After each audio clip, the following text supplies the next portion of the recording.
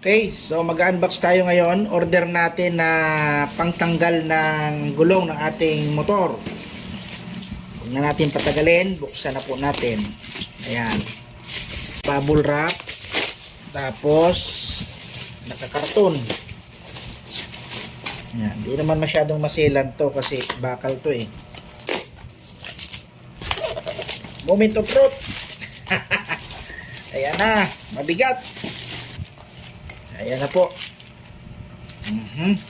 Mukhang heavy duty siya. Ayan. Tanggalan natin. Stick. Ayan. Bigat siya. Ayan po. Ito po ay solid na bakal. Ha? Solid na bakal to. Square bar. Ha? Ayan. Ang galing. Wow. Tatanggal na natin yung natin. Tapos ito naman ay goma.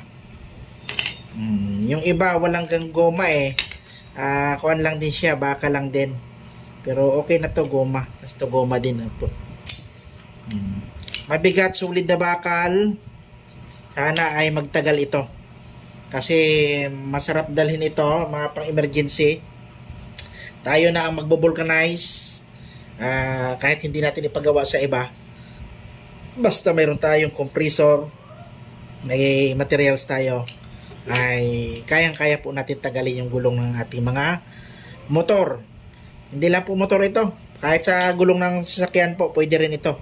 Wag lang yung masyadong malalaking gulong. Kayang-kaya nito ating tools na bang.